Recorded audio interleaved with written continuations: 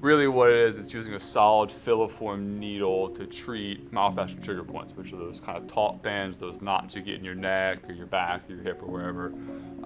And you insert the needle into that muscle and you're trying to elicit a twitch response, which is getting that muscle tissue to twitch, and then it releases, it relaxes back out. So it's pretty effective because a trigger point, it's not that a muscle has gotten shorter where it's adapted to a shorter position, like your hamstrings get tight or your neck gets tight or whatever. It's an active contraction of muscle tissue. So you can't stretch it because you're just pulling on two active ends of a muscle. So there's a couple of different ways to release it.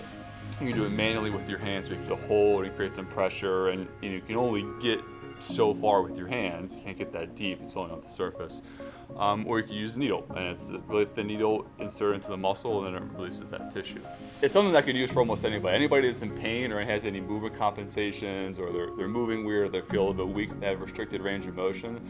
The interesting thing about trigger points is they're going to cause pain right where that muscle is. So they fall into two categories. They can be active or latent. So someone's just sitting there and like, my neck is killing me. I've been sitting at a computer all day long. I've been typing with poor posture. My shoulders are hunched forward.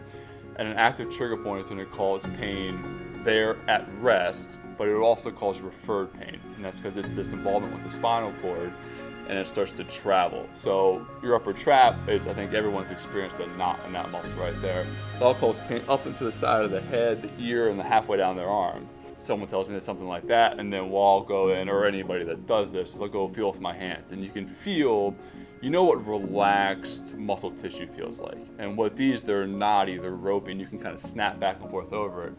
So if I go and I put my hands on a patient after what they've already told me, and I squeeze on that muscle or I put pressure on that taut band, they'll go, that's my pain. I'm gonna needle them. People are coming to us because they're in pain. So a lot of people are looking for answers. So I think the longer I've been doing this, I'm a little bit better at, you've presented me with A, B, and C, and I think dry needling is one of the most effective things for you. Sure, it's uncomfortable. It's the first thing that I have done to me when I feel like I tweak something training or working out or whatever. It's very safe to have done. So if they can get over that fear of needle, they're usually okay with it. And I explain it will be beneficial to you. You're certainly going to feel sore, but if they have that option of I'm having pain in whatever region of my body and I can't live my life the way that I want to, they're usually pretty open to it. For the people that really where like a lot of your pain's coming from that trigger point, they come back and they tell me, they're like, you were right, I was sore. If I needle somebody in the afternoon, it's usually that next morning they're their most sore.